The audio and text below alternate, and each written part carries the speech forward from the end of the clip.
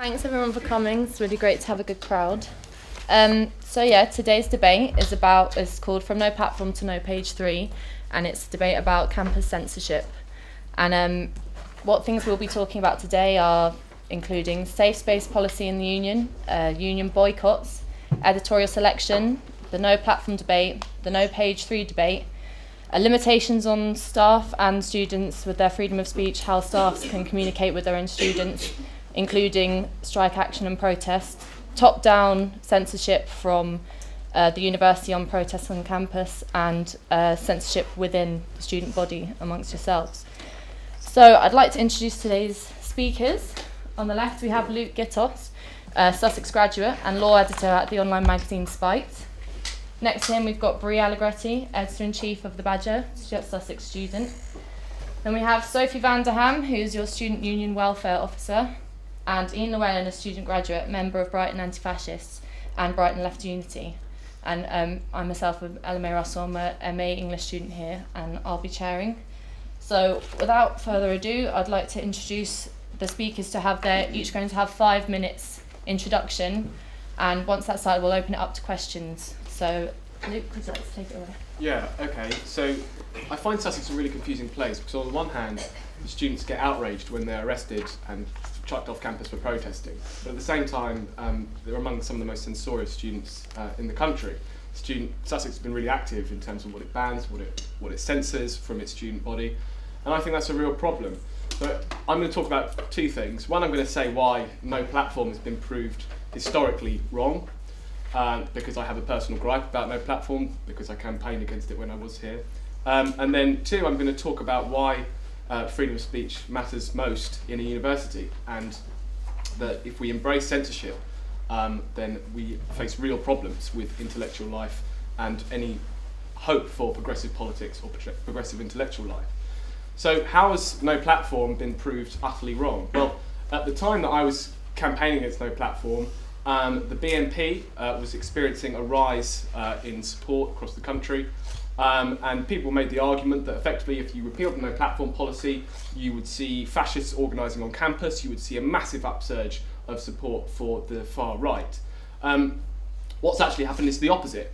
The moment that Nick Griffin and Tommy Robinson of the EDL were given a national platform in the national media, their support base collapsed. They experienced from 2009 onwards a complete hemorrhaging of support, a complete departure of all their most senior figures. His appearance on Question Time was widely perceived to be a complete disaster for him after an initial spike in the polls went completely flat.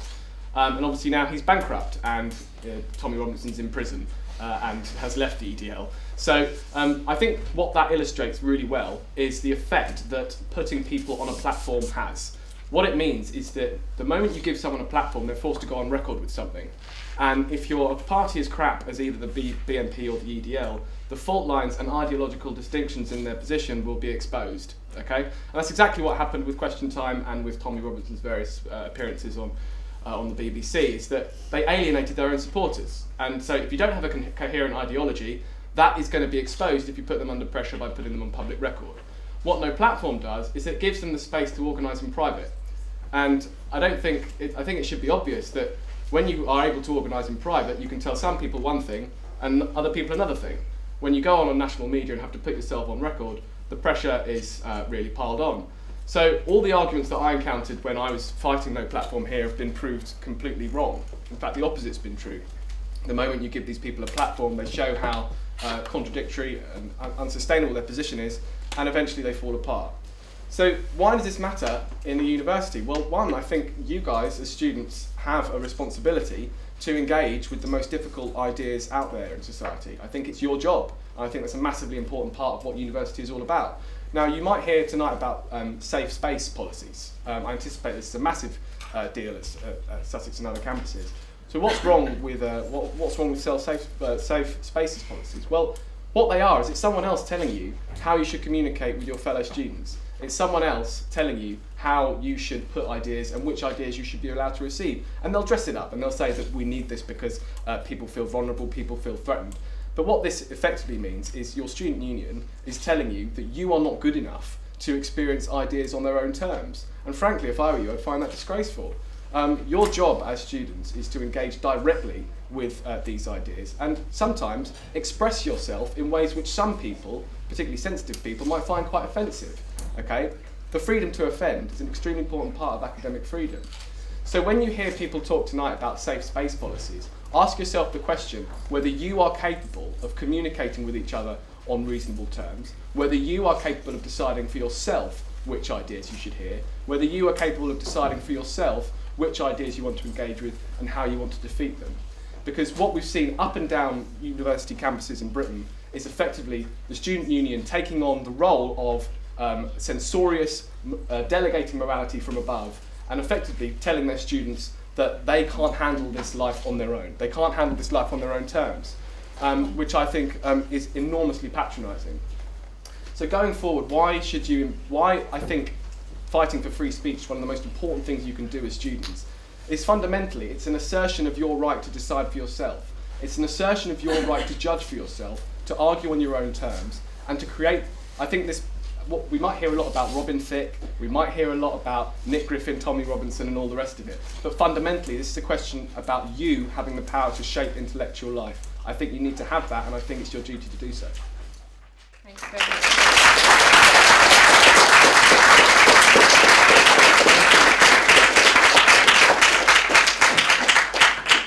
Thanks very much, Luke. Now, Bree, would you like to go ahead? Hello guys, thank you all for coming. I'm just going to read something that I've prepared because I'm aware that issues about this are quite sensitive and I want to make sure that I say everything that I mean to without misspeaking. So I'll read it out to you guys. So fundamentally, universities are institutions of learning. There are lots of other things that they do, but that is by some means their primary purpose. By their very nature, they exist to educate and inform those who are willing to listen by means of edifying and instilling their students with values of open debate, a willingness to question, and at the most fundamental level, a readiness to listen. We're all here to be educated by means of an academic discipline, but the concepts taught to us by our fantastic tutors instills the importance of that education that it plays elsewhere in society. Universities are the bastion of engaged, critical, knowledgeable and open debate. So censorship and editorial intervention as a means to try to prohibit these debates from happening is neither constructive to a student hoping to broaden their understanding of ideas and concepts, nor is it conducive to a wider society that should be critically engaged, open-minded and, most importantly, democratically led. Freedom of speech and freedom of press are both liberties afforded to us as individuals and as a society to enshrine democracy and shun totalitarianism. Defying the status quo by publishing or promoting ideas which are censored is punishable by surveillance, incarceration and death in many countries across the world, and it's something that's incredibly personal to me. If universities breed students to be educated citizens, we have to allow a voice to those whose views are unpopular or difficult to hear. I think that the BNP and the EDL's views are abhorrent and morally repugnant, and so I attend the counter-demonstrations against the March for England because I recognise that within the confines of the law, I have the right to take offence and express my opinion, just as they do, my opinions. I don't put up with listening to the tripe that fascists spout because I like it. I put up with it because I recognise that everybody has an opinion, and more importantly, everybody has a right to express that opinion, I argue, within the confines of the law. That's why I'm here today, and I don't like the idea that a slim majority in a referendum at Sussex decides whether or not me or anyone else is allowed to have their voices heard on campus. The No Platform for Fascists issue was overturned as a policy at the London School of Economics earlier in 2013, and after several heavy-handed NUS officers practically threatened students at Durham, the university pulled its affiliation with NUS following a referendum with its students. There are a few that criticise the ability of allowing those who have fascist or extreme views to debate, citing the creation of some kind of platform, endorsement or legitimacy. I don't argue with them, funnily enough, because the point of a liberal democratic society, and ones that we try to emulate within universities, is to ensure that everybody has a platform and that you are not necessarily endorsing a particular view, you are simply legitimating the right of individuals to have views that are different from your own. Now, I know that a select few people have some issues with the quoting of old white philosophers. I've heard the argument done to death, so I will apologise for quoting one, but he's somebody who's very important to me, and as I want to go on to be a journalist, his sort of expression or advocacy of freedom of speech is incredibly important to me, so I hope you forgive me for quoting him. It's John Stuart Mill, in case any of you haven't guessed. So he makes an important point, very short. It is only in conflict with opposing views that we fully understand and refine what we believe ourselves. There's something that, as editor of the campus newspaper, that I've tried to underpin as the in the comment section of the paper, but broadly speaking in the paper as a whole, which is continuing our long tradition of an open platform policy for writers, so that essentially all those drunk late night conversations that you have about politics, society and the world, which we all have, actually have a sort of cohesive platform in which you're able to say them sincerely and have people read them rather than just kind of passed off as drunk amusements. So when I sit here, I share a platform with people like me whose views differ from my own. But I love that about democracy. It means I feel like I have a voice and like I have a right to be heard. But most importantly, it means that I can feel like I can be heard and that people will listen, and where their views vary to my own, they have just as much right as me to challenge that. There's a BBC series called The Hour, in which essentially you see 50s journalists running amok and revealing all the atrocities that the establishment once kept under wraps. And I use this example to me because it's incredibly important. It's a sort of theme, a mantra that I live by as a journalist, that I want to uncover the uncoverable and make sure that everyone's voice is heard in open debate. And as some of you may or may not know, the 50s was not a good time for the BBC because it was put under a lot of pressure from the government to report and not report certain things that were in the government's interests. But to give you some very, very brief context, it's essentially an interview scenario between a black character and a white supremacist type. So, you know, the sort of rise of fascism in England politically mobilising post-World War II. And it vilifies perfectly what I want to say, basically so eloquently and succinctly that I'm not actually able to say it in less than 5 minutes. But 1 minute. well, there we go. It's very short. One of the leading journalists posits that hatred festers if it is ignored. You shouldn't patronise the public, you should let them decide. And in response to this, the black character who's being interviewed alongside the white supremacist argues that the response following the fallout of this, well, he says that this young man can say this sort of thing and that they are free to say it. It marks for me the power of the British democratic system, that it is strong enough to face this fever, to fight this rancid, toxic, racist disease, and to come out of it strong. That is the country where I want to live, and that is where my home is. So to finish briefly, I actually want to cite an academic who was here a couple of weeks ago, Peter Tatchell, who some of you may have heard of, probably quite a few. He was down at Sussex 3 weeks ago, and he put it beautifully when he said here, putting up with a degree of offence is a price we pay for living in a free society, and I for one couldn't agree more.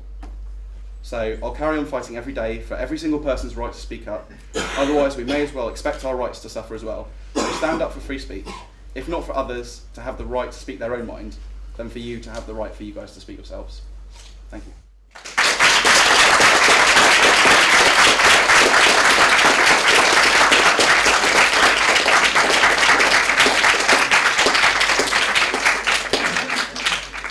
Thank you very much, Bree. Sophie. So it's weird enough having to field questions from your mum about when you're going to get married. And it's even weirder to see a bunch of straight people on TV debating your right to marriage. I don't think that they should be given a platform to discuss other people's lived experiences that they haven't experienced themselves. And here's why. In 1789, in the Declaration of the Rights of Man and Citizen, it affirmed this freedom of speech in the following way.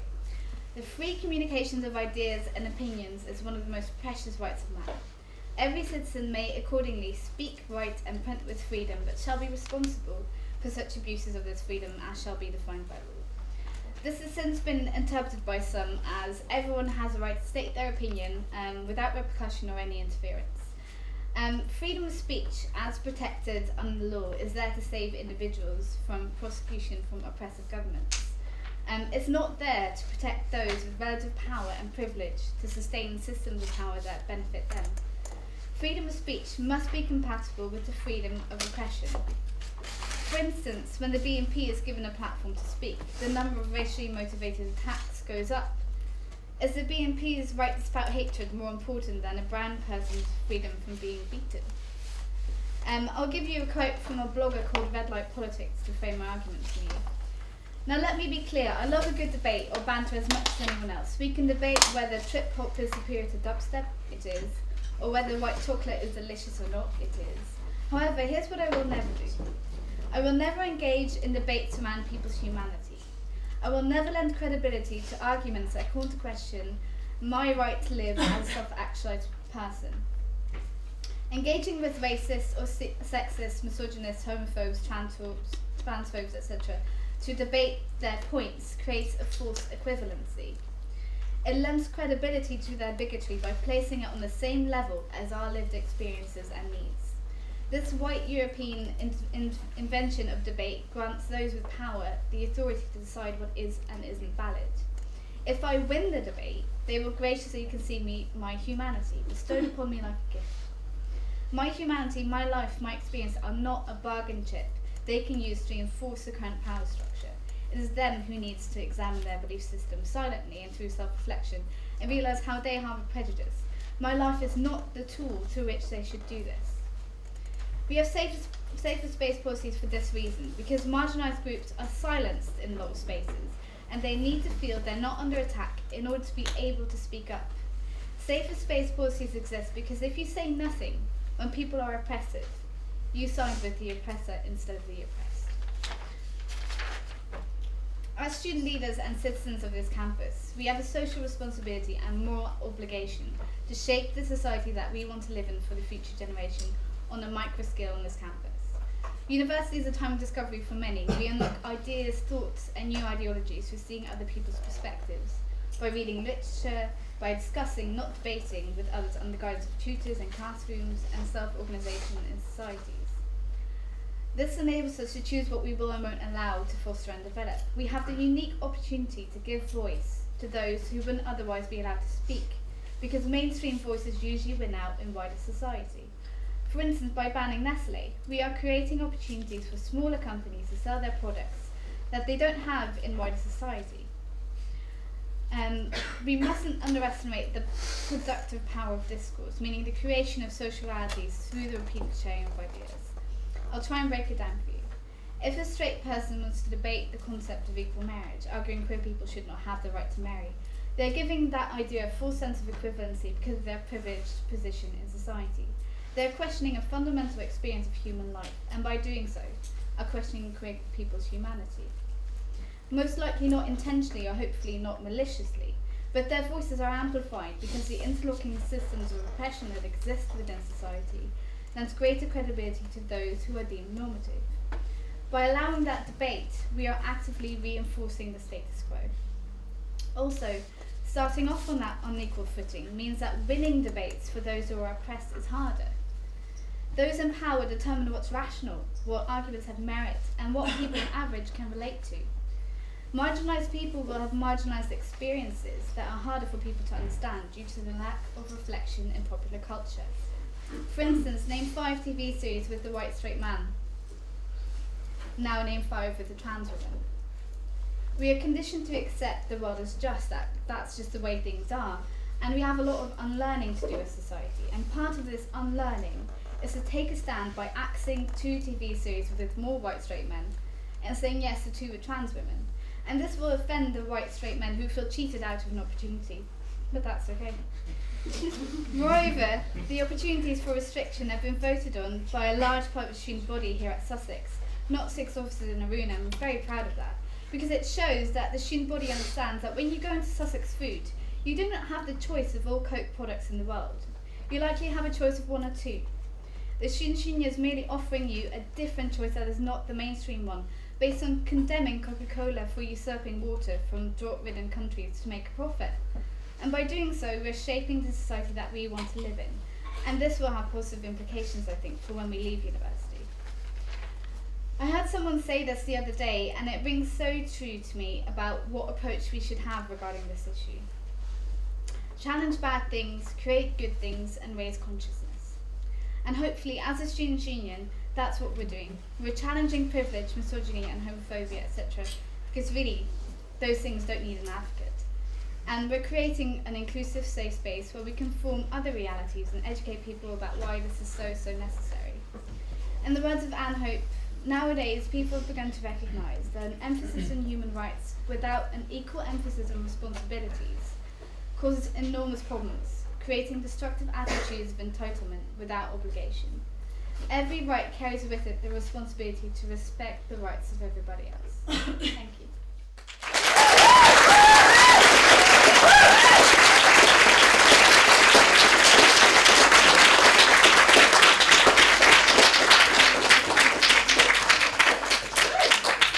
Thank you, Sophie.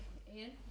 Hi, my name's Ian. I'm involved in anti-fascist work in Brighton. I'm also involved in Brighton Left Unity, and I'll basically be talking about no platform as is understood as sort of student union policy. Now, no platform is often brought up as a censorial activity. I think this is completely wrong. I think actually the idea of no platform is that we will not give over our collective institutions, the resources of our collective institutions, to, in this case, fascists. This is a decision we can make ourselves. And we can say we don't want to actively give you a platform. We don't want to give you a room full of 100 people to talk to. That's our decision. You know, take this for a metaphor. A fascist walks up to your front door, knocks on it, and says, "Oh hi, can I have 5 minutes of your time to explain the jihadi Judeo communist plot to destroy Britain and ban sausage rolls?" You don't have to say, "Come in, have a cup of tea." You know, that's the difference. You know, it's you're not obliged to give someone the opportunity to speak if you're creating a platform. You know, in this instance. And I think that's the important difference to see in this situation.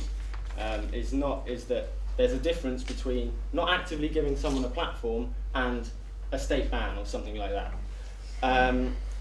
The second argument that's widely used against no platform is, you know, the one that we heard earlier, that it's ineffective. That if you give these people a platform to talk to people, they'll show up how inept and contradictory they are. I don't think this is actually true. I think we have, in this situation, a false correlation between, for instance, Nick Griffin going on Question Time and the defeat of his party. What are we going to look at the National Front in the late 70s? They were never given a platform. Where did they go? They weren't defeated because they were put up on the BBC. They were defeated because people organised in their communities challenged the racist ideas that they were pushing and ultimately, you know, beat them that way. I think the problems in the BNP predate the Question Time debate, and I think, you know, that's false correlation to say this, and it completely overlooks all the, you know, intense activity that people did campaigning against the BNP at election time, you know, opposing them on the streets and that sort of thing. I think what giving them a platform actually does, instead of challenging it, it legitimizes the far right as, you know, a part of, you know, this just another part of a very political landscape. Another thing to remember, I think, is that treating fascists as if they're just another part of the buried political landscape assumes that if you treat them like that, they will behave in the same way back to you. Fascists don't simply organise by campaigning and, you know, elections and debates. They organise through violence as well. If we look at after Lee Rigby was killed, I think a lot of people will remember the mosques burnt down with EDL written on the sides, the sharp rise in violent attacks against Muslims, and this is how fascists organise. if they are given a certain amount of room with which to build, using the institutions of a democratic society, they will in turn use those institutions to smash the democracy that is afforded to them. The last argument that's often used against no platform is that it's redundant, essentially because the far right is a thing of the past. And it's understandable that people might think that in this country, where the BNP have withered away, the EDL is on the decline. Why bother? They're insignificant. I think if you look across the channel, in France, the Front National often get in between 10 and 20% of the vote at election times, and I think a lot of this has been because they've been able to normalise their ideas, because they've been afforded this credibility in the sort of liberal mainstream. In Greece, Golden Dawn are on about 7%, and this might seem small, but they don't just organise in the ballot boxes. That 7% converts into members. Those members convert into people, into organised fascists on the streets, attacking trade unionists, socialists, migrants. The effects of this are not simply limited to the number of seats they have in Parliament. Sorry, I just have a drink. Now, I'll take my anti-fascist hat off, and I'll put my socialist hat on, because I think we have to, if we're talking about freedom of speech, let's talk about it in the wider sense. Let's look at how our society is organised and how freedom of speech is apportioned to different people. The general ideas of freedom are, split in between negative freedom, as in the freedom from repression to do something. You can do something without fear of repression, and positive freedom, the ability to do something. I may have the right to jump the height of this room, but I don't have the ability.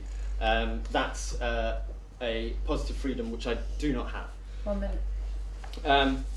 I would like to say that if we want to broaden freedom of speech in our society, we have to look at the structural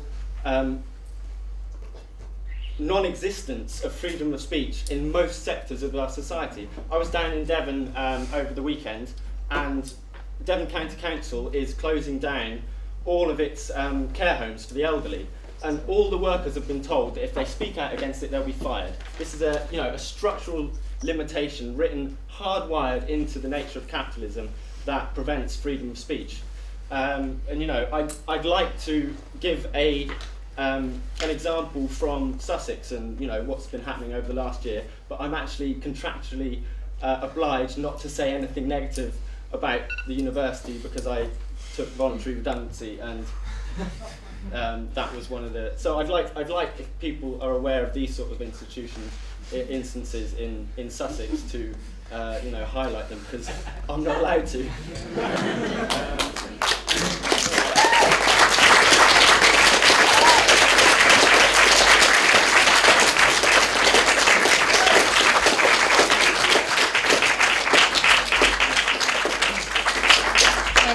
Much to our speakers. Just before, something that we forgot to mention, if there are any tweeters in the audience, if you want to tweet, possibly hashtag campus censorship.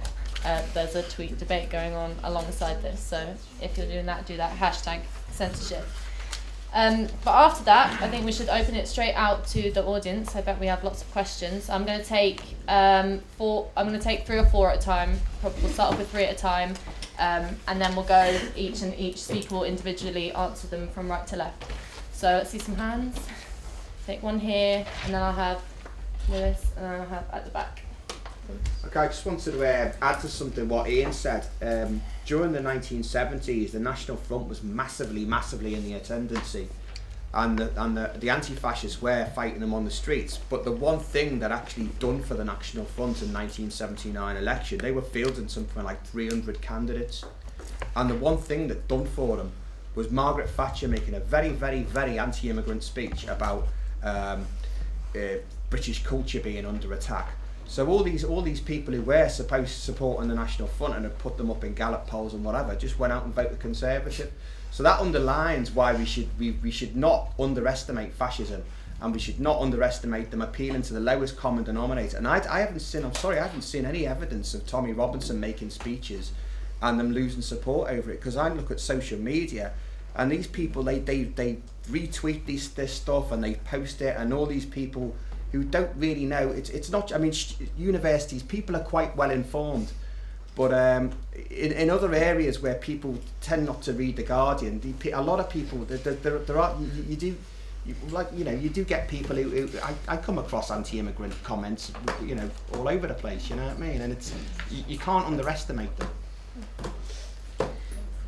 Yeah, I think it's important when we're having this debate that it doesn't just become some sort of philosophical, abstract debate, that actually we have it in the context of the situation we find ourselves in. Because if you look at the news this morning, the Front National, a fascist organisation of France, have made record-breaking gains in the local elections in France. If you look in Hungary, Jobbik, a very dangerous far-right fascist organisation, get a big proportion of the vote. Ian talked about Golden Dawn in Greece. There's also a fascist party that's part of the new government in Ukraine. So if we look across Europe, we see that actually the rise of the far-right and fascism is actually a very serious issue that we need to take seriously. And just because they're wearing suits does not mean that they're no longer fascists, I think. And so if we look at Britain, and in Britain we're actually quite lucky because the BNP and EDL have been on the defeat recently, and we've got to ask ourselves why is that? And I think it's two reasons. It's one, because we've adopted the no platform policy, which actually says that it says that these people are not legitimate. Actually, these kind of views of, you know, racist hate and so on shouldn't be normalised and legitimised. But the second reason in Britain why we've got why the far right are on the defeat is because we've mobilised against them. And so I want to draw everyone's attention to the 27th of April when the EDL are coming to Brighton. Yeah, no, seriously though, the EDL are coming to Brighton like they do every year, and we need as many students there to oppose them. So I'll be handing out flyers at the end and come and get one if you want.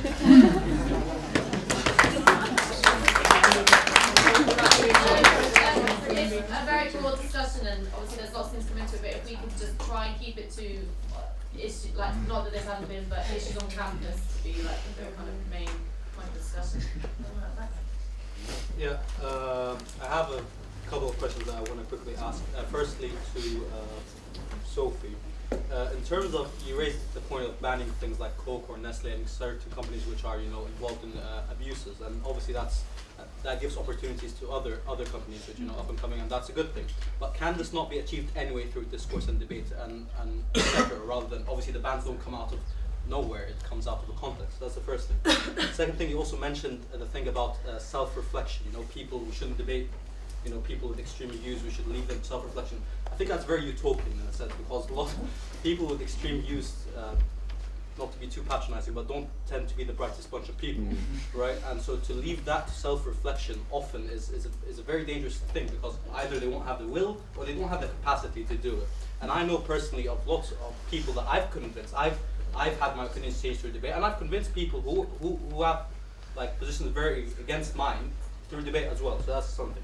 And the last thing which I want to ask to the other side, I think saying that the BNP or the EDL or whatever are in decline in England, I think we're missing a very crucial component, is that the whole spectrum has shifted to the right in Britain, and so it reformulates itself even after it takes a so-called hit. So it formulates itself through increasing xenophobia in the mainstream, not only in the far right or whatever. In the mainstream is increasingly xenophobic. So I think this is something that's very much ignored, and it just constantly reformulates itself.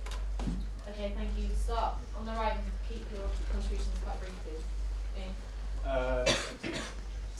Well, I mean, there's not much to actually reply to in terms of questions, but I'd reinforce what Omar said about, you know, the reformulation of the far right. I think there's a lot of disillusioned BNP members have now found a home in UKIP. A number of them stood as candidates at local elections and stuff like that.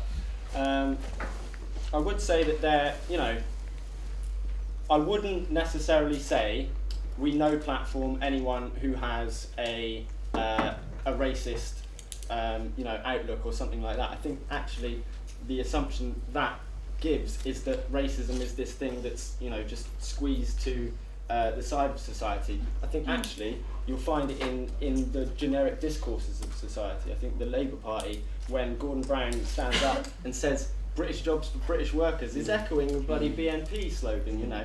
And you know, even if we would have a desire to say no platform Gordon Brown because of that, we don't necessarily have the capacity, because these people have, you know, influence over massive, you know, swathes of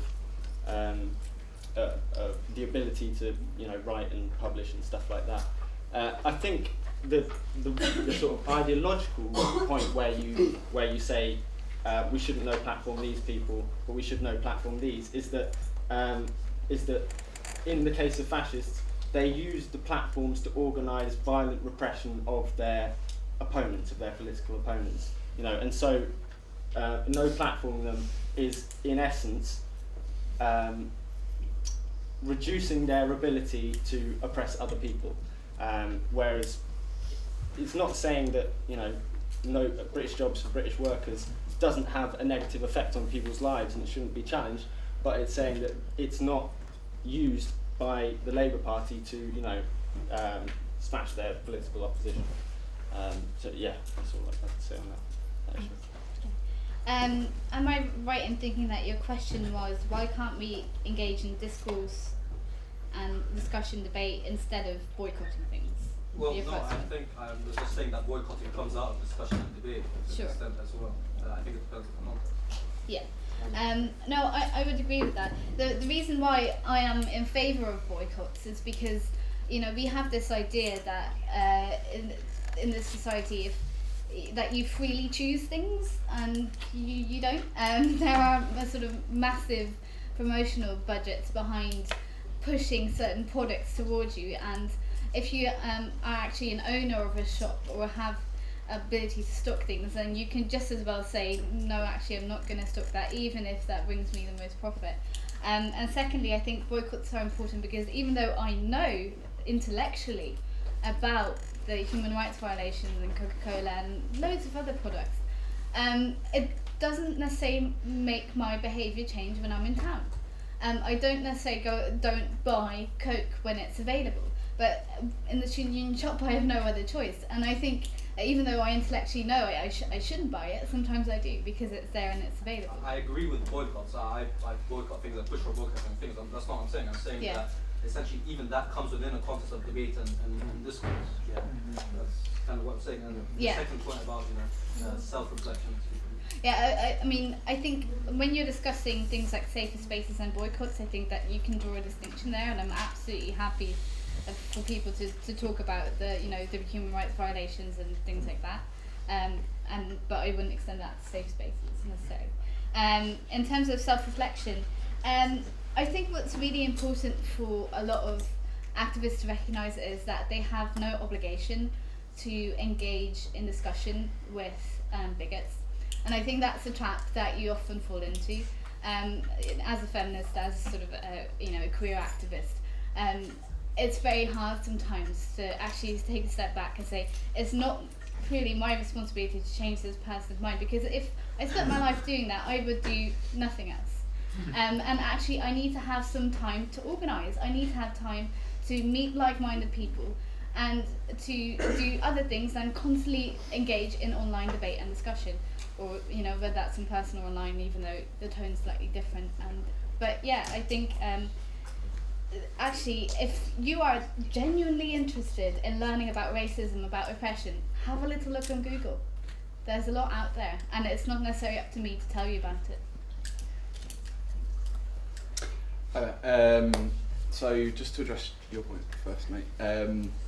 You're speaking about the 1970s, which I know a little bit about, although I don't have much life experience in. So I'll speak sort of more generally about what I know.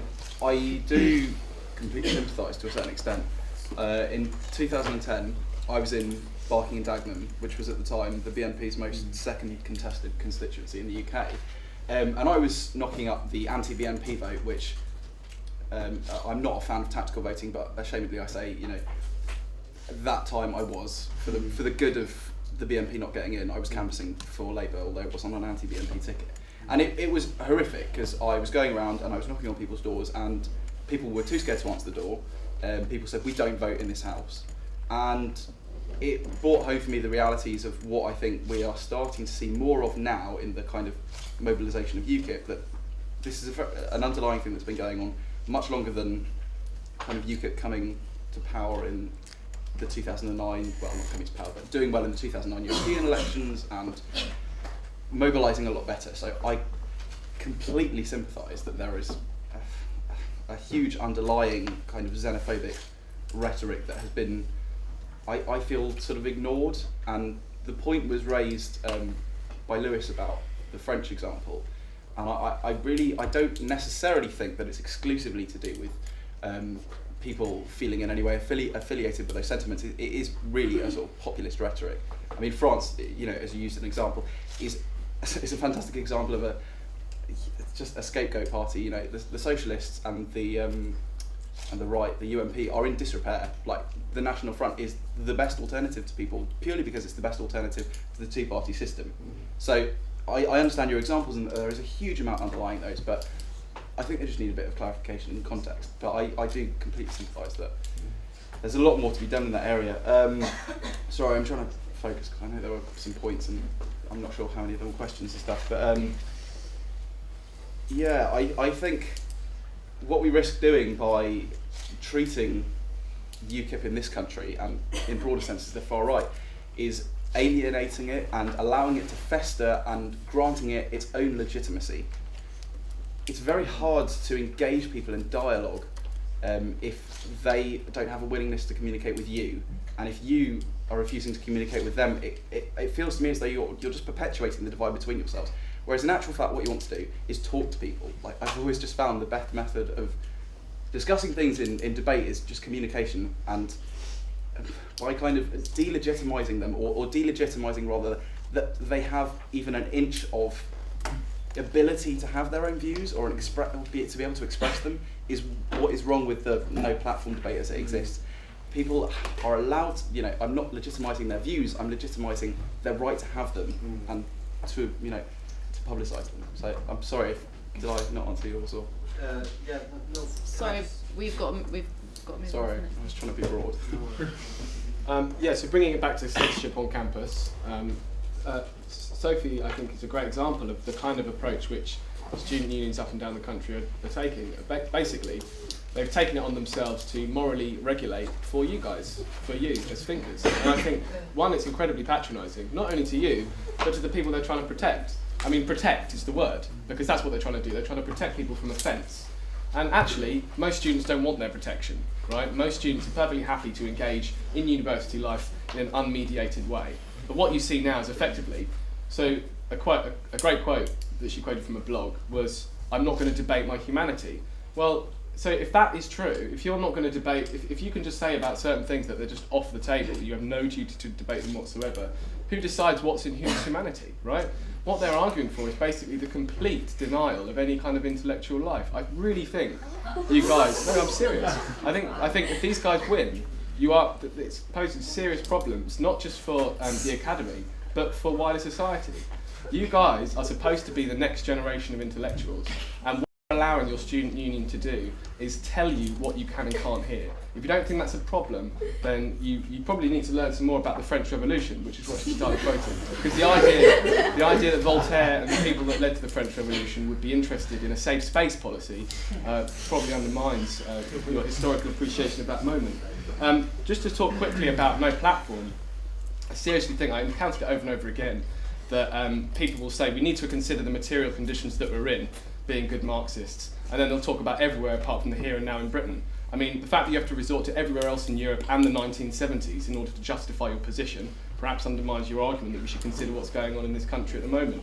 The fact is, if you think that the undermining of fascism and the far right in this country was a victory for no platform, I just think you're divorced from reality. Because frankly, when I was arguing about it, when they were granting the platform, people were saying the opposite. They were saying, you give these people a platform, they will rise, they will increase in support, they will overwhelm the public sphere. The opposite happened, and you just have to deal with that fact. You can't just keep repeating trite old, in fact, half-truths, like when you give the BNP a platform, racist attacks go up. Where is the evidence? I've never seen it. I've had that argument with people since 2008, and every time they say, when you grant the BNP a platform, racist attacks goes up. I'd love to hear where that comes from, because I have no idea. I tried to check it out before this debate, and I can't find it. So please do tell me where it comes from. Now, as for lastly, Ian's point is actually really important, because what he says is that more censorship will lead to greater freedom, basically. More censorship is the way to create the conditions for freer argument. But then, at the same time, he himself is, has been subject to censorship. I think it's appalling that he's contractually obligated not to criticise the university. Ian, breach your contract. For God's sake, don't allow them to regulate your speech in that way. I think it's appalling. But it doesn't stop here, right? So the Sussex Five, right? There was outrage at the Sussex Five. Obviously, it was appalling that the university treated them incredibly heavy-handedly. Why were they able to do that? Because the student body themselves have sacrificed any argument for freedom of expression on campus. That's what happens. Freedom of speech is the father of freedom of association, right? You can't have freedom of association without freedom of speech. It doesn't mean anything. So if you're going to complain when the university authorities lock you up for demonstrating, which you should also be saying, for God's sake, we need to have a serious debate about freedom of speech on campus, and we need to get rid of these safe space policies which implicitly endorse the logic which the university used to lock you up in the first place. So that's the reality. You can,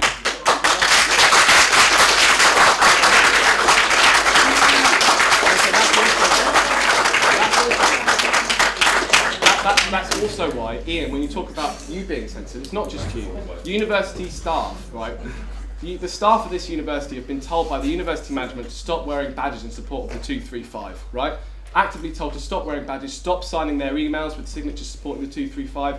It's coming from the top down. And if you don't stand up for one group, they're going to come for you next. That's how it works. Can you answer the question about reformulation? Reformulation. Yeah. Can we keep? We haven't got enough time. I'm going to have to keep it quite formal with questions.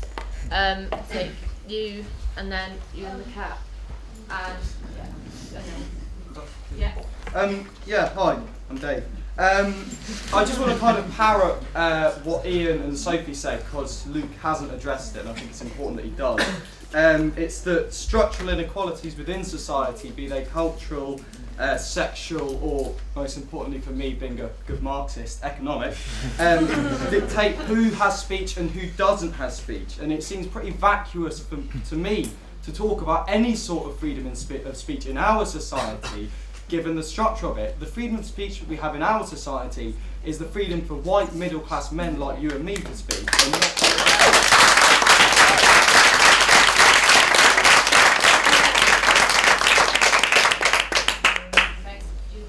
Hi, this is a slightly long question. Everyone else in their opening remarks brought up a quote, so I'm going to quote back. Freedom of speech is freedom of mind. Now that came from a punk band in 2000. They're all kids, you know? Simple. It's that simple. Freedom of speech is freedom of mind. I'm going to speak in layman's terms because Dr. Kane always upbraids me on it, rightly so, for using big words because I use them badly. It's questions for Bree, the editor of The Badger. Now, The Badger is in a privileged position on campus. I would liken it to the BBC in that it is the voice that students recognise, that students respect, that students look to when they look for news, they look to get their voices heard. And the price of that, I believe, is that it should be neutral, like the BBC. So my question is, how, as a university newspaper, will Bree and future editors ensure that all groups, all students are given a voice, are given a right to reply, are not ghettoised, are not dominated by voices from above, by minority groups? That's my question. I think Ian pointed to something that I'd just like to raise, this idea of positive freedom. I think something that Bree's completely missed out in talking about the safe space policy is privilege, and he can sit there as a white, straight, cis male and say... Okay, well, sorry, but the other ones. Yeah, okay, so you're in a pretty... But anyway, you've got quite a lot of privilege, right? You'd agree that. And what's missing from the safe space policy is the fact that they're there for people who don't necessarily have that privilege as a sort of leveraging device. And I had a really good conversation with one of my friends who is a categorically states he is a feminist, and he's very, very clear about this, and he likes to tell everyone. And he said that he went and used the safe space areas, and I was like, dude, you can't do that. Like, you're not black, and you're not queer, and you're a man. Like, you know, you got to respect those. And he just didn't get it, because what he said to me, he said, I don't see gender. And I was like, okay, I understand that, that's really progressive and all, but you know, other people do, and they're there because there are problems with that. So you have to respect that, and it's more a case of seeing that your privilege acts on other people and not seeing it just through your lens. Okay, thanks very much. Can we keep contributions really brief so we have enough time for more questions?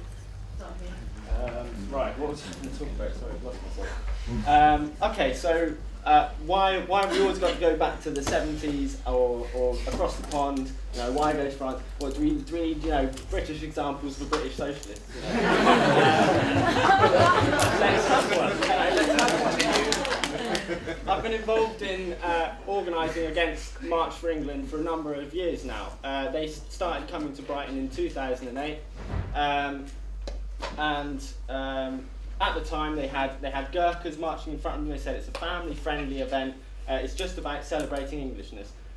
March for England was organised by, you know, old school Nazis hiding under this sort of cover. They you know, large marches when they first started. Now after a number of years of opposing them and you know, trying to derail them at every opportunity, effectively, they've boiled down to a hardcore, you know, violent, very violent, hardcore Nazis. All the sort of family-friendly support has withered away, and that is what has exposed, you know, who they are. Is that we've showed up in the community, who these people are, what they stand for, and people don't go to it. You know, if we just rely on them to expose themselves, they're not going to. They're going to build up this layer of credibility because it goes unchallenged in the material world. You know, I think I don't want to behave as if no platform is this magic wand that you wave. I don't think no platform on its own, you know, stops the rise of fascism. I think people organising stops the rise of fascism. I think people getting to the streets, having arguments in local communities, and, you know, showing up door to door at stalls, all of this stuff. The vile, you know, spew that fascists try to vomit on our communities. I think what I'd like to address is you know, kind of responding to Luke's comment. So yes, according to Luke, the Students' Union is top-down enforcing safe space policies. So what is a Students' Union then? Because I thought it was a democratic organisation in which they have a mandate to actually uphold the policy that other officers have made. That's not something that is top-down, that's something that's voted on actually by students, and that is democratic. Secondly, I'd just like to point out that, yes, if you don't see the need for a safe space, it might be because you're a pale male. And that's just me. Okay, sorry, I'll run through these. I know we had some questions directed specifically at me, so if I don't get through your stuff, please do confirm me afterwards, although yeah, anyway. Very, very briefly, just to respond to Sophie, say that the Students' Union is democratically led is entirely true. To think that it has 100% turnout is, well, farcical to say the least.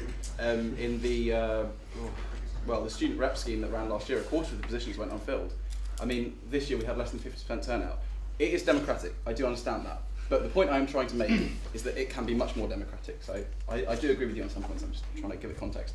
The newspaper and how to make it as accessible and open as possible to people with divergent views. I literally try to embody those values in the newspaper every single week. Last year, they wanted to put a yellow square on the front page, which would have very strongly affiliated it with the anti-privatisation movement, which I disagreed with, because I thought that it should be independent and that it shouldn't explicitly say what it was for or against. It should let students make up their own mind, and it carried lots of comment pieces and lots of news pieces that allowed students to make that decision for themselves without having to put yellow square them and tell them what to think, because like you say, it is, to a certain extent, we can disagree or agree, the voice of students. So, you know, they sort of somehow see us as that being a more morally right argument. So I disagreed with that, but there is a huge editorial imposition. I am not the editor-in-chief of the newspaper anymore, and that is because the editor-in-chief of the newspaper does not exist. I had a meeting with a communications officer last week in which I was told that I wasn't the editor-in-chief, because those powers afforded to me do not exist anymore. The union is trying to claw back the powers that it originally has, and they are enshrined into the Constitution, that it can make the decisions as to what goes in the newspaper and what does not. And earlier in the year, when I first got the role, I was told by the communications officer that she would give me as much freedom and autonomy as possible. But I do find it very difficult to hear that next year there will not be an editor-in-chief, because it will be run by the communications officer. And that is the voice of the union, and there are people who will disagree with that, and I would like them to have their voices heard, and it's something that I put to her, but I, as media development officer, she as communications officer, I don't have power to do that. I've actually looked into starting an independent Sussex newspaper. Who knows where that will go, but it's something I'm so passionate about, to make sure that everybody's voice is heard, and I just can't say how much I hate it enough. Just to give you a very, very brief example, the Sussex Exiles, who were the rugby team that got disbanded and weren't allowed to be called the men's rugby team anymore, one of the first years, so this is somebody that had never had anything to do with the previous terrible things that some of them were accused of doing, wanted to write a comment piece. Basically, the Exiles, who were the former rugby team, did some really shit stuff and then got banned, and then there was the possibility of an appeal after a year. They wanted to include something in the comment section of the paper saying why they should be allowed to run again. This guy had never had anything to do with what had gone on before. He argued that the rugby team had reformed. They were out on Remembrance Day selling poppies, and we were told to take out the reference to the Exiles from the paper because that was legitimating them and giving them a platform. And the communications officer said, we cannot give them a platform. And I was like, oh my God, it's abhorrent how much there is an imposition on the newspaper. I always want to edify, independence, an open comment section, like an open writers' platform. Those are things that I'm so, instilled within me. To come on very briefly to your privilege point, I can sympathise as much as you'll let me sympathise. I can sympathise, but then you might just accuse me of saying that I can only sympathise so much as that I am a white, straight, middle class, university attendee. And there's not much I can say. I do try to sympathise as much as I can, but there will always be people that say, you're not in that situation, so you can't sympathise. To whom I say, I appreciate that, that's your point of view. All I can say is that I disagree. You're misconstruing what I said. Sorry, I'm sorry if I didn't understand it. I'm saying that because you have that privilege, you have to understand you have to take a step back and shut up when people who don't necessarily have that privilege need to step forward. Like, just imagine for a minute, like, I had a... Sorry, I can't, we have to carry on with the next We'll okay, talk. just, We'll talk. If anyone else is interested, we can carry on elsewhere. Okay, well now I don't have to shut up because you tell me I'm privileged.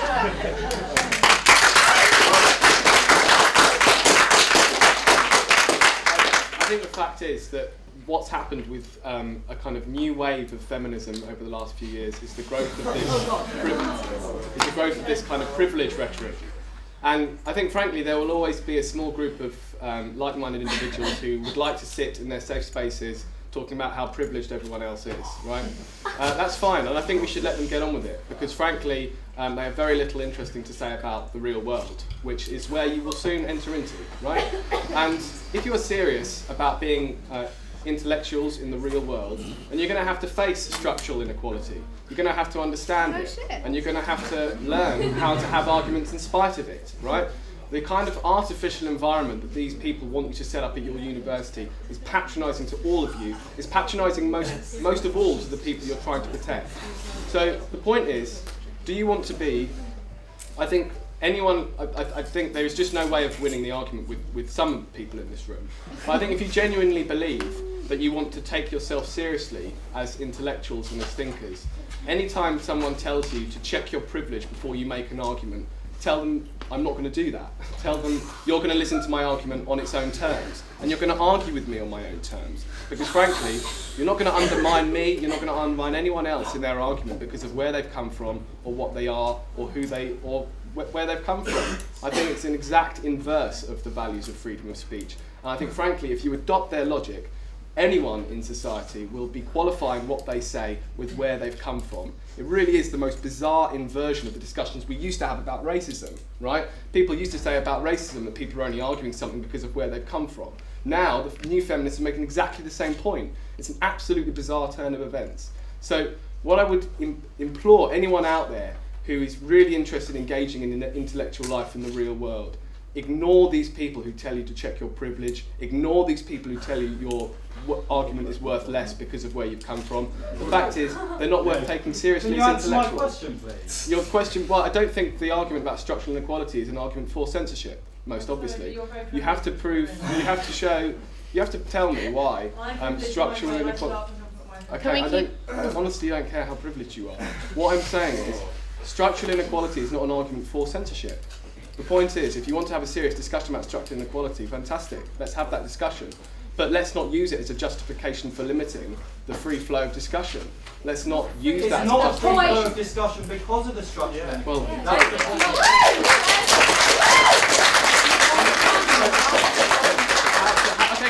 okay. Your question is, should we justify censorship on the basis that there are structural inequalities in society? Please. Well, the point I've just reiterated, right? Your argument is not an argument for censoring, right? It doesn't make any sense. What you're saying is more censorship can lead to other people being freer to speak. Well, that's the logic of your argument. If not, I don't understand you're being, and literally I have no idea what you're talking about. But the idea is, I mean, this is an argument that's parroted over and over again, right? We need to censor some people because other people need protection or need their views bolstered because of structural inequalities in society. That's your position, right? But I mean, again, I just reiterate that that's incredibly patronising to the people you're trying to protect. These people don't need your help, okay? We have, it's amazing that you gasp in disbelief at the fact that, That's because all the women in here are sitting here thinking about how...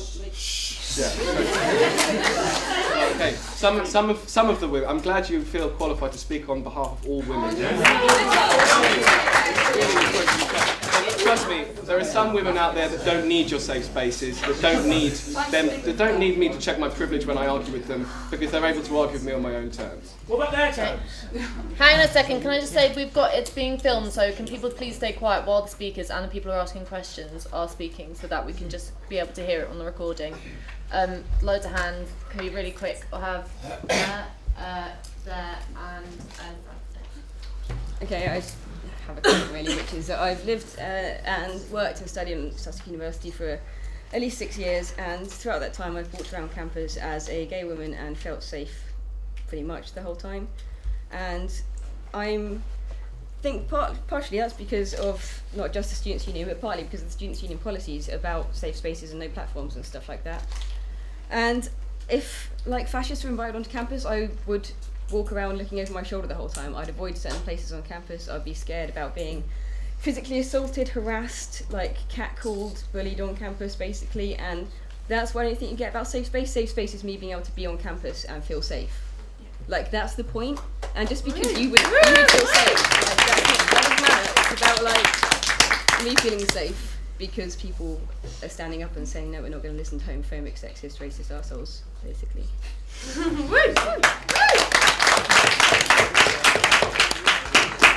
Okay, I just want to pick up the language that Ian and Sophie used, because I think it's quite telling.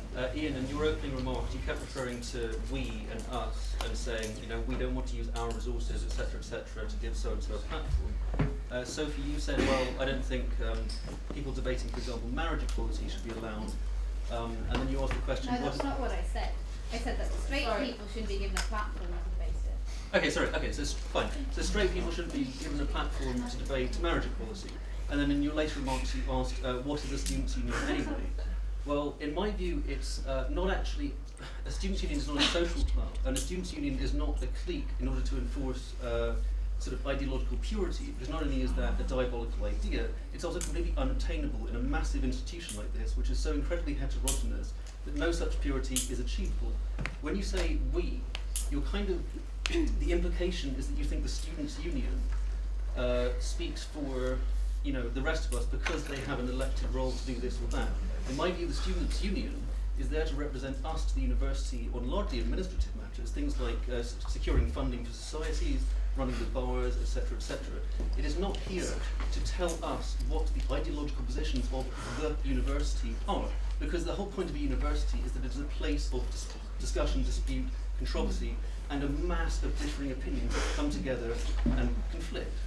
So when you said something like straight people shouldn't be allowed to debate marriage equality, the problem with no platform policies among students' unions is that, as we've been warned by every liberal thinker in history pretty much, it's very insidious and very, slippery and slow, because it starts to extend into other realms, starts to spread to other people. It doesn't stop at fascism.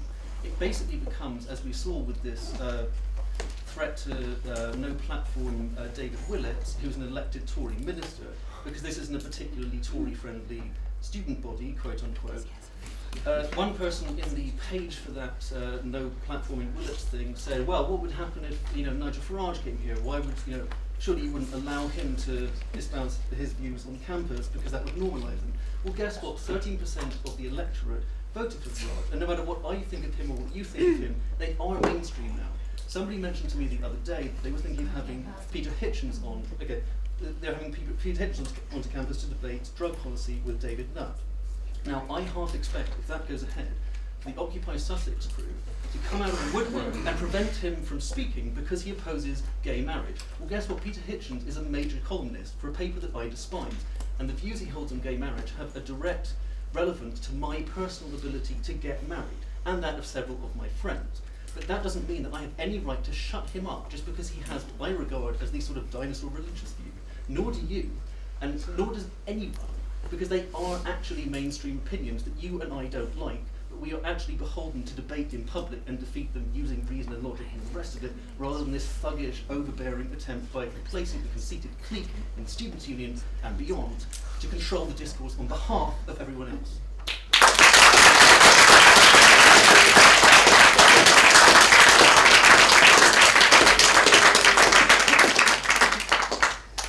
My question is specifically for yourself.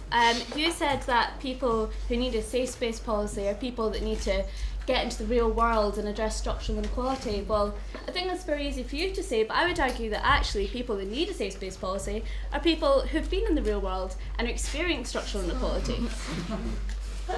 So I'd like to hear more about what you think about that. Please, Sophie.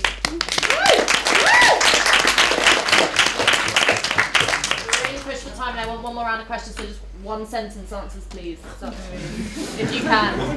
Okay, I can't do that, but I'd just say the issue of the Students' Union. I think, I'm not going to idealise Students' Union because I don't think they do what their stated aims are. But their stated aims shouldn't be this, privatised notion of, we just run the bars and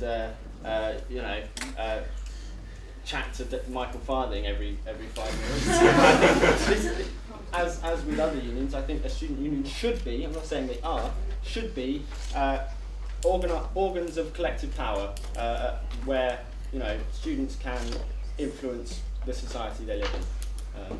There's no way logical unity. Sorry, we're going to have to carry on. No, it doesn't. Sophie? So you kind of posited that as a student union representative, I shouldn't have any power to have any political leadership or actually enact the manifesto that I was elected on. Well, obviously I disagree with that because otherwise what would I be doing in my office all day? Why do you address the reasons why? Sorry, excuse me, we'll have to keep it to speaking. Is it Ellie? Great. I just wanted to pick up on yours. I mean, I don't know whether you were here when I mentioned, but I'm not straight, and to a certain amount I can sympathise because I'm not straight, and so I do feel threatened, or I know that I could be, like if I were in certain areas of the country, let alone the world, because of my sexuality. So, I mean, the only thing I can say is that it's abhorrent that people hold these views. It's just more important to me that people are able to hold them than the fact that I'm kind of able to pretend that they aren't there, because if they exist, I can't ignore that. I can't disparage another person's opinion. I do understand. Me and you want to feel safe, but I don't think you can take away somebody's right to be able to say that they think any differently, because let's face it, I mean, homophobia is not rampant, but like the first gay marriage is happening in 3 days, which is, and I'm sorry, I don't mean to make a big deal of this. I'm turning 21 today. I am so proud that I am turning 21 3 days before that's happening. But it would be, it wouldn't be right for me to say that other people don't hold those views. I want them to be able to hold them. But I equally think that the way to do that is by mobilising against them, not like by denying them access to having a voice. But I do appreciate it. Yeah, I think my response is it's not about you, I'm afraid. This is about university life, and it's about something broader than ourselves. And I think the real problem is that your argument effectively endorses the position where all we can stand to think about are people's individual experience of university. Now I can't sympathise with being gay today. I can't sympathise with being black. But frankly, I don't know anyone. Obviously, absolutely. But I don't know anyone who actually wants my sympathy, and especially who wants my sympathy when they come to university. I would have thought the last thing people need when they come to university is sympathy for their individual lived experience. What people come to university for, I thought, was to be challenged, and to be challenged on some fundamental aspects of who you are, and to be challenged on some fundamental aspects of how you experience the world. That's well, sorry, but this is. I mean, maybe I'm wrong. I think this atmosphere is so pervasive that this can be greeted with kind of catcalls. If you don't view every aspect of the university experience based on individual students' experience of campus life, then you are somehow undermining the very fabric of the university. I think that's a really depressing approach. I think it really does stand to undermine both academic freedom and freedom of speech on campus. I think that's a big problem. We shouldn't build a fairer society in the university because society's not fair outside. Okay, we've only got 10 minutes left, so this is I'm going to take last 3 questions. Here, you at the back in the blue shirt, and here. Very, very quick. Sorry, very quick stuff. It always strikes me that the belief students or anyone else has in free speech, usually in direct proportion to how much faith they have in other people, as rational beings, and also from that their ability to enact radical social change. I think from what we've seen tonight is the fact that that's a bit of an all-time low. I mean, the only thing, I'll offer 2 crass examples, that seems to be the vibe of the evening, but to the far end of the panel, I'd just like to say, what about the suffragettes or the civil rights movement? Did they create the gains that they did purely by seeking the patronage of some students who know better, who could build them this perfect platform for which they could project their views and enact it, or did they seize it for themselves? Did they seize free speech when they were denied it and rally people to their cause? That's just what I'd like to ask about. Okay. You in the blue in the back? I think it's remarkable, how many times people say that I'm disadvantaged and stuff, and you still don't acknowledge that someone might be privileged. I think that's really important to acknowledge. But anyway, I don't think at university I should feel challenged as I'm less equal than another human being. I don't think that's fair, because even though I'm for freedom of expression, and I'm quite unsure of where I stand on this, because it's quite but I think in schools, for example, you can't say LGBT teenagers, for example, are 3 times more likely or 2 times more likely to commit suicide. You can't really say, because that's freedom of speech, because that's their right to say you to be homophobic and say all homophobic stuff. Yeah, that's one point. But I am aware there's a campus and university. But the other thing is how would it be will there be any limits on freedom of expression, or is it unlimited from your view? What kind of limits would you say? Thank you. Okay, so is it possible to have safe spaces and have freedom of speech? So there are spaces where people who need to feel safe, by all means have it.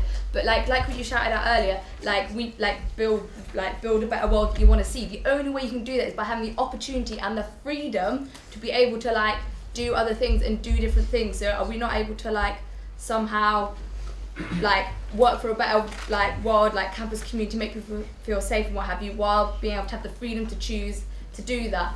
And oh my god, what's else I was going to say? And boycotts is a totally different thing, because I like to think the student union is democratically elected, and it's a separate issue. We've had the freedom, and we haven't been oppressed, and it's freedom of speech to decide that therefore we want to boycott certain things, and then we can change. So it's a Totally separate issue. Okay, thanks very much. We've only got 8 minutes left, so we're going to literally have 2 minutes each for answering questions and concluding statements. And go ahead, Ian. Okay, I think I got your question, which was, self-emancipation. Is the notion we shouldn't leave it to these institutions to do it for us. I think that's completely true, but I don't think that contradicts a no platform policy. I think no platform only means anything if it's enforced by civil society. I think otherwise it's just a bit of paper, some words on a bit of paper. I think that crucially means that the job is still left up to us. That self-emancipation is essentially our work, and that comes through organising. And I think it should be crucially the people. If I'm talking about fascism, the people under threat from fascism, the working class, ethnic minorities, other oppressed people, that it should be them who should be organising their own self-defence. All anti-fascism at the end of the day is an act of self-defence if it's the people under attack who are doing it. Thanks.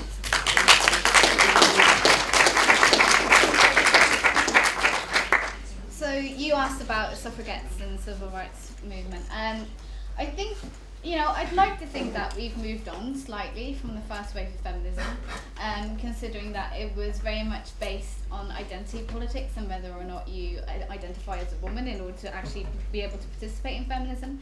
And, they brought about the gains they have through militant action, through smashing glass, through throwing themselves on the horses, that sort of stuff. But they did that in order to gain the stuff they have, so to gain voting rights and things like that. But the challenges that we're facing right now is very different because it's become more institutionalized in our society and more covert. And I think seeing that as feminists and then recognizing actually we can think of another way of operating and can think of a not quite a sexist society, and we're going to take a first step by creating that within our own sort of way of organising, by discussing with each other what we will and won't allow, by saying we're not going to be racist in this space, we're not going to be homophobic, we're not going to be transphobic. I don't think that is limiting in any way, and I think that is about access. I think that's about freedom. I think that's about recognising that you are starting off not from an equal platform but on unequal footing. And it's not patronising to say, actually, we're not going to replicate what the rest of society does.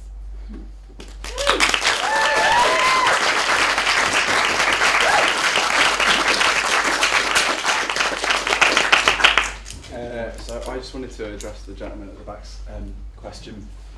I'm sorry if I came across as having not, to the best of my abilities, recognised my privilege.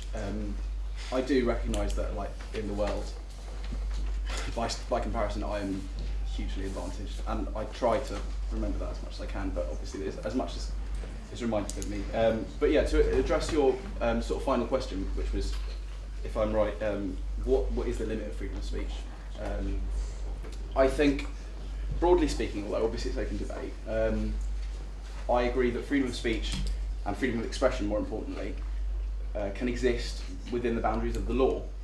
So I wholly and without any discrepancy condone freedom of speech, but nothing that violates principles of the law, as in, so one's right to protect oneself from violent attacks, say. But I don't necessarily think that you can say that we shouldn't have freedom of speech because it will cause the other, because to me, freedom of speech is of the highest importance. I mean, I don't understand that there is an argument that sort of violent attacks go up, and that's been discussed, and people can argue whether it does or doesn't. But I think it's always, the energy should be on making that person not think that in the first place, arguing with them, so that you create an environment so that doesn't happen, not allowing the argument to happen, and then it does. Sorry, it's very brief, but I've got to sort of summarise. Just as some very brief sort of closing remarks, I think, because I'm a big advocate for freedom of speech, I would sort of ask you all to imagine that you are the other person, that you are the fascists that we're talking about, and you think that you are just as right as they do, and if there is no dialogue and no platform, neither of you will ever debate, none of you will ever have any reason to think other than what you believe, because as firm as you guys are, as some of you are, in thinking that you're right, that's just as strongly as they feel about what they think is right. So promoting just an open platform, like an equal platform, and I know we can discuss whether or not it is equal or whether it's able to be equal, but at least promoting that and saying this is what we should be like, to me is just the most important thing.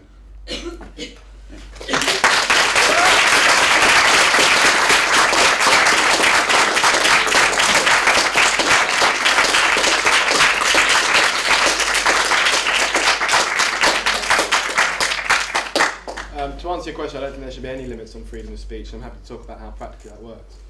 But I think anyone in this room who does not agree with censorship on campus should be worried by what we've heard tonight and should organise against it. Because we've heard that what they want to do is effectively create society in their own image.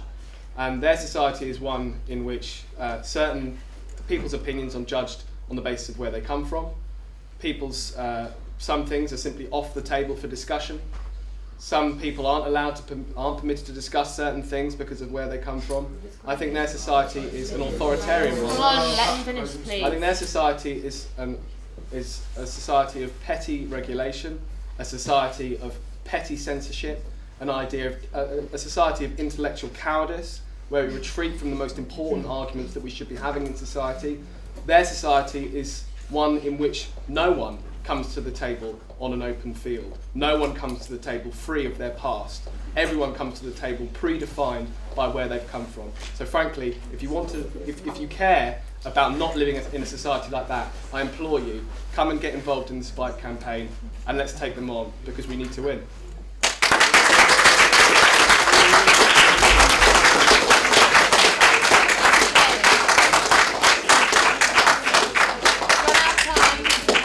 That there's so many questions. I'm sorry we couldn't get to all of them, but thank you all very, very much for coming, and we're all heading to Falmer Bar to continue discussion if you want to come and talk to us.